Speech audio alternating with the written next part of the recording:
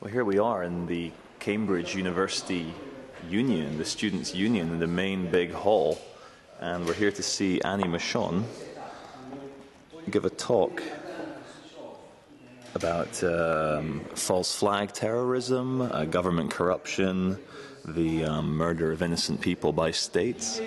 And this room's very interesting because it has some interesting symbols in here as well. And you see the nice stars that are all around the room. And these stars feature in many different ones here as well. Yeah, I'll do that with a 60D. Embarrassingly, and as someone who believes in equal people, I love one seat in particular in here just because it stands out as like the kind of daddy seat, the main seat. And whoever sits there speaks to the whole chamber.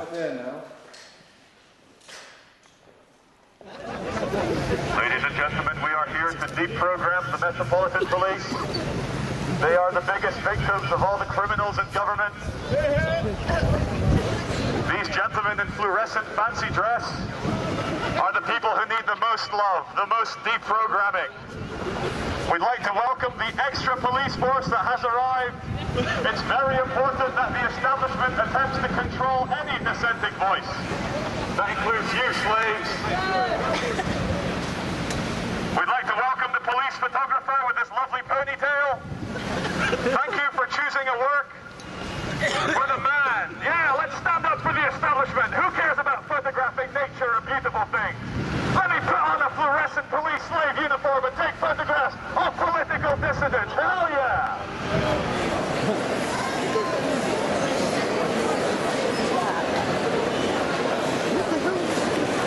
Here we are in Westfield, and very publicly for everyone to see, there's people getting their teeth whitened. It just gets more and more surreal by the second. Hiya! And there's his lady friend. I mean, I guess this is like crufts for human beings, preparing the livestock to be beautiful. Guys, you don't need to do this. You're beautiful and perfect as you are. We love you just the way you were born. You're a perfect human being. You don't need to do this to your teeth. You don't need to look like a Hollywood star. We love your yellow teeth. Hi everyone, this is Charlie Veitch from the Love Police, just bringing you a little broadcast from my bedroom. I just want to start off by saying I have left Facebook. Both my profiles gone, because the first point is it's a goldmine for surveillance people, and I had over 9,000 friends on there, and who knows how many of those profiles were real. And also I found that Facebook was taking up a vast amount of my time, which I'm going to try and spend more now in the real world doing real-life activist things for the resistance. There's another more personal point as to why I left Facebook as well. It's something I should have done a long time ago, but it is a useful tool if used for the right purposes. I just found that I had outlived the usefulness, or Facebook had outlived its usefulness for me. And I had a 5-year love affair with Facebook, and I met a lot of interesting people, including Silky, on Facebook, so it's not all bad. So I just hope no one thinks that I was forced to shut it down, or the police got to me, or anything like that. The police and the security services have got to Facebook many, many years ago. We've all seen that film about who funded Facebook and where they got their venture capital from. On a more personal note, as I was saying, for Facebook, when I was arrested the first time around and kept in the Torontonomo Bay in Toronto by the police, they were asking me a series of questions as to whose house was I staying at, what's his phone number, and so forth. And at this point, still in my naive mind, I guess, thinking the Canadian authorities would be very civilized and polite and enlightened, I was compliant. I told them, look, I'm staying at this guy's house, he's a friend of mine, blah, blah, blah. And when I went to court the next morning in central Toronto's courthouse, I could see, because I'm a tall guy, the Crown prosecution, and there's another important point, a civilized democratic country using the Crown prosecution had the Facebook profile printout of the guy whose house I was staying at, and it was mad seeing a Facebook profile with your friend's face at the top printed out in court for the prosecution. They obviously had access to my friends list. They looked him up after the detectives interviewed me, saying, who is this guy? So my point is, everything you put on Facebook, you're giving to the authorities. So I know it's only as dangerous as what you put on it, but I think at my stage in the game now, for 2011, I'm done. Thank you, Facebook. It's been a great 5 years. Thank you, Mr. Zuckerberg. I hope you do something good with your billions, you elitist little scumbag.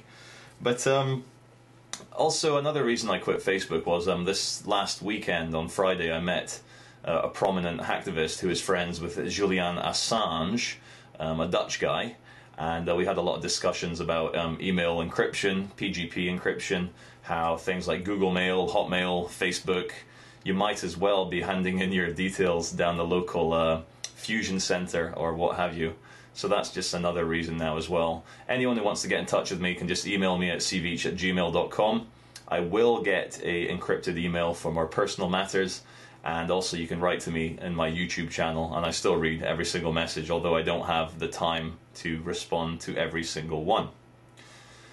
Second point I'd like to discuss today, which was the topic of my last video in solidarity with the Egyptian people. We have seen the WikiLeaks cable released saying that American Congress people had met with dissident groups and pro-democracy groups in America, and I just found an article here which I looked up. I'm not going to bother turning the screen, but it's from the Jerusalem Post on the 29th of January, just a few days ago.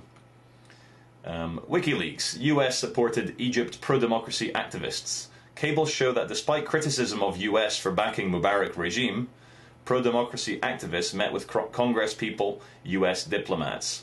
So what we have in Egypt is an interesting situation where it is a genuine political and philosophical awakening by the people to overthrow a scumbag dictator. The name is Mubarak, and he wants to maintain that genetic dominance, as the elites always do, by trying to get his son into power. So we have this genuine people's revolution, which is being manipulated behind the scenes by the United States, the CIA, the British, and their various media outlets, which is why the BBC and Sky News here in the UK have been so excited about the prospect of the death throes of a dictatorship and so forth, because they're going to try and do something else. And fresh from the Associated Press, which is another Rothschild's news source. If you see Reuters and Associated Press, they seem to be the two kind of media manipulating, brainwashing operations. But anyway, news from 5 hours ago today on the 31st of January. Clinton convenes mass meeting of US ambassadors. Secretary of State Hillary Rodham Clinton, scumbag, is convening an unprecedented mass meeting of US ambassadors. The top envoys from nearly all of America's 260 embassies, consulates and other posts in more than 180 countries will be gathering at the State Department beginning on Monday. Officials say it's the first ever such global conference. 2011 is looking out to be a very big year. They're talking about Egypt, how they're going to reshape dynamics in the Middle East, the fallout from WikiLeaks, talk about US foreign policy priorities for 2011, and so forth. So, Hillary Rodham Clinton, you are a power-hungry, devil-worshipping little scumbag woman, and I bet Monica Lewinsky gave a better blowjob than you ever did, so fuck you. My next point I want to note, we'll cut away to video now. Okay guys, we're just outside Westfield now. We were in there for about an hour and 15 minutes. We went outside Topshop in solidarity with UK Uncut, who did a massive protest inside and outside Topshop today. About 6 or 7 police officers turned up, and we were very compliant, moving people aside, making sure there wasn't any breach of the peace, making sure there wasn't any obstruction. There's only about 20 of us anyway, but all of a sudden, because I was, I guess, the most vocal one there, the policeman turned up with handcuffs and said, "I'm arresting you for breach of the peace." And straight away, all the people around me jumped in front of me and pushed the policeman off and said, "You're not arresting him, put your handcuffs away, this is unlawful." And they actually backed down. And it just goes to show how a small group of people, 15 people, can prevent 6 policemen from doing an unlawful and illegal kidnapping of someone who isn't breaking the law. What we just saw was in a very corporate, the corporate machine, the corporate monster, Westfield, the police trying to uphold the rights of the companies, which aren't even human beings, going against common law, which is their sworn duty duty to protect human beings, whatever the circumstances. Common law always supersedes corporate law. And what we just saw there was all the people around me who stopped him putting handcuffs on me, and then he decided to give up. So everyone, a massive round of applause for yourselves.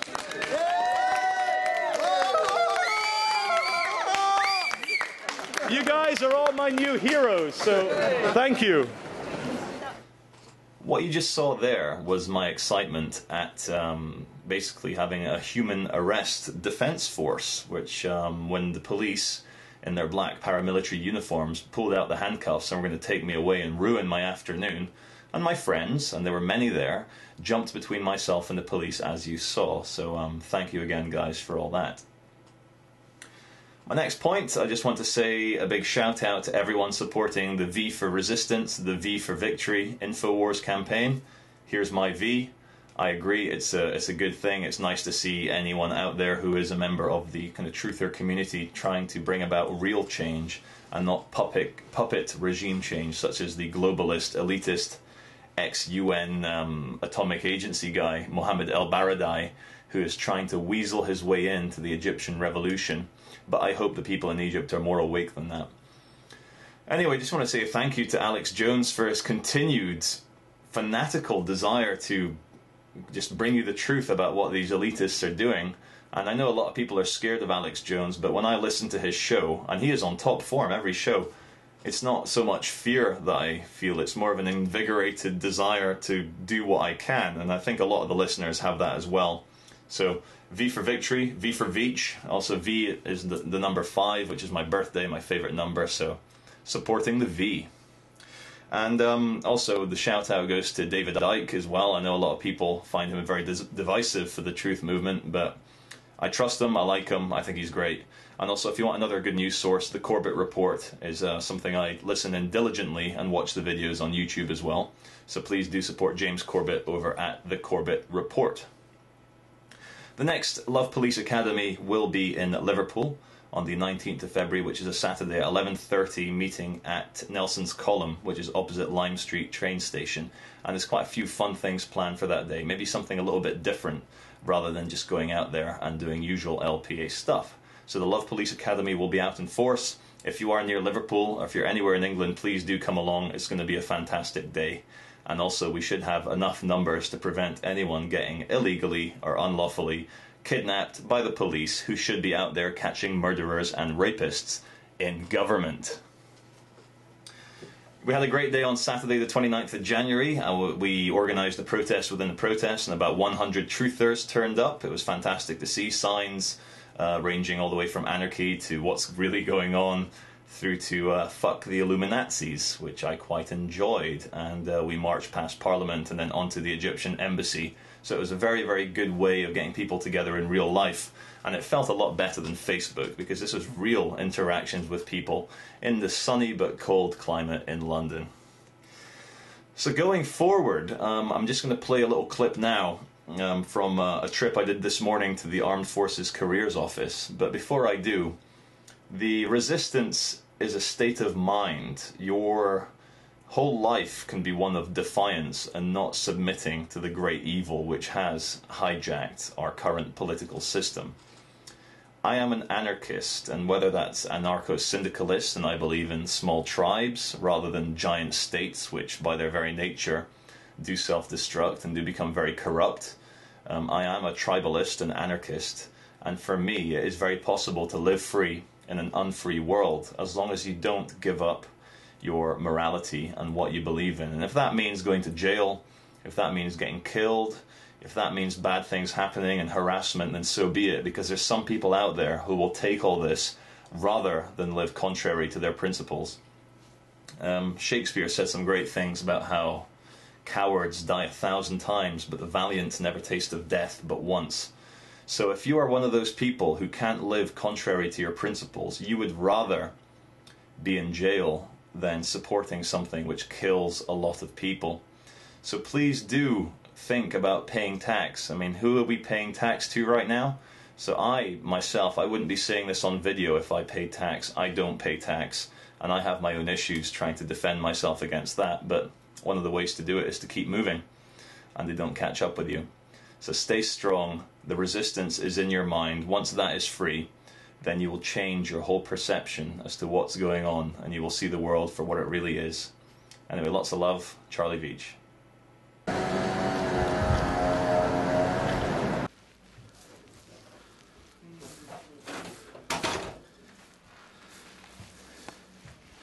Here we are inside the RAF, Royal Air Force and Royal Navy, Royal Marines Careers Office.